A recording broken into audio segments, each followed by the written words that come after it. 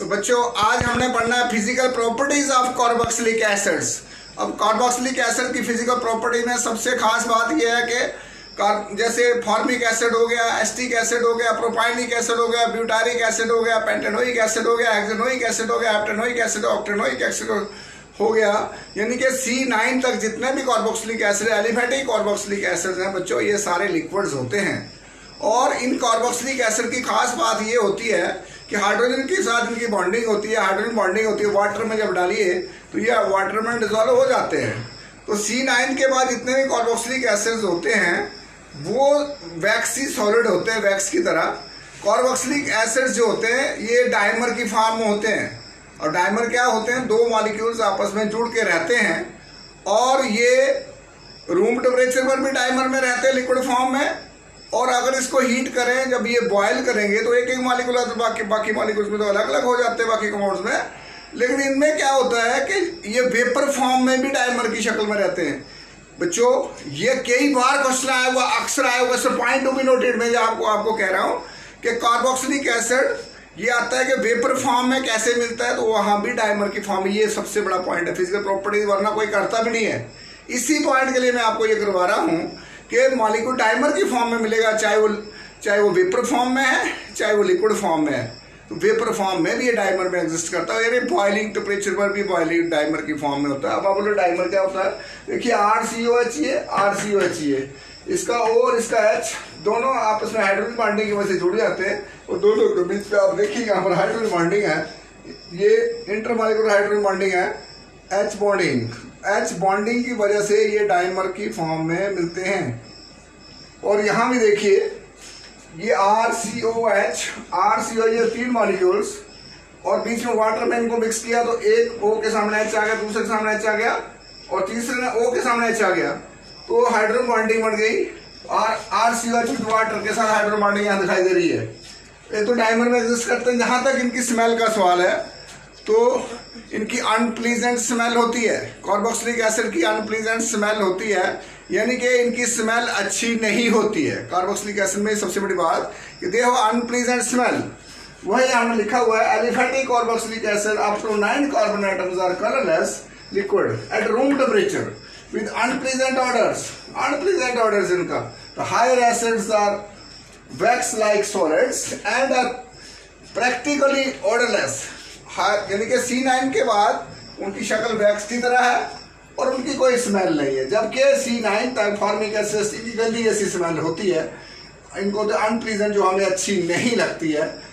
और उसके बाद हम आते हैं जहां तक हमने कह दिया हायर वाले अनप्लीजेंट इनके ऑर्डरलेस होते हैं due to their low volatility, कि हायर वाले वोलेटाइल कम होते हैं।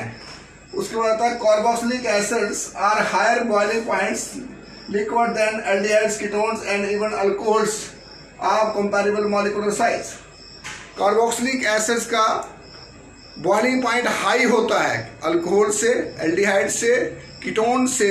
रीजन क्या है बच्चों? आपको दिख रहा है, ड्यू टू हायर होने का कारण है हाइड्रोजन बॉन्डिंग है, डाइमर फॉर्मेशन के कारण में हाइड्रोजन बॉन्डिंग के कारण इनका हायर बॉइलिंग पॉइंट होता है।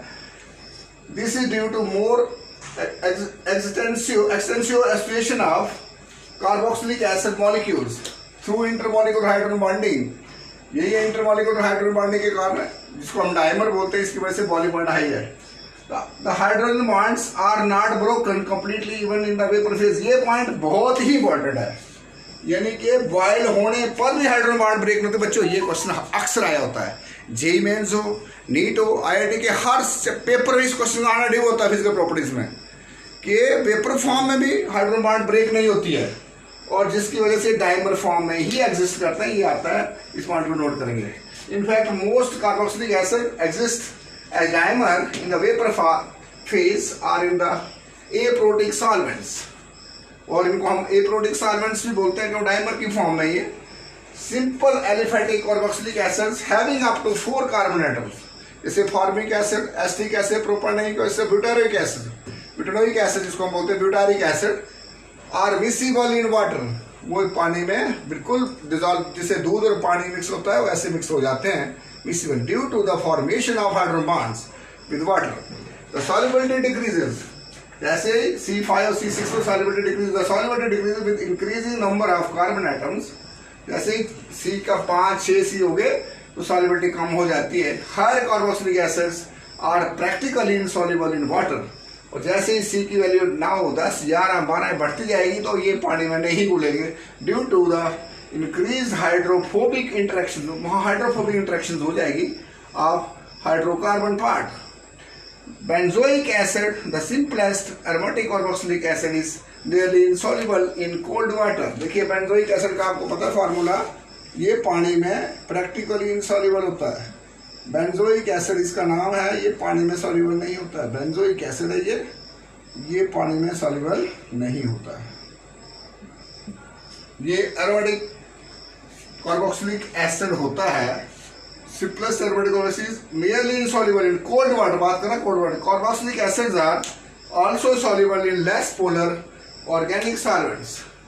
लेस पोलर ऑर्गेनिक सॉल्वेंट्स हैं उनमें soluble हो जाते हैं। लाइक बेंजीन में कार्बोक्सिलिक एसिड soluble होता है, ईथर में, अल्कोहल में, क्लोरोफॉर्म में, एक्स्ट्रा। तो इस तरह से बच्चों इसमें हमने जो दिखाई in vapour state or in aprotic solvent. Aprotic मैंने जहाँ H पॉजिटिव की लूज नहीं हो रहा है उस सॉल्वेंट में अगर हम इनको डालें तो डायमर की शक्ल में हमें मिलेगा। बेंजोइक एसिड इनसॉल्युबल है, हाइड्रोजन बॉन्ड फॉर्मेशन होता है इसमें, और हाई बॉइलिंग पॉइंट होता है इसका।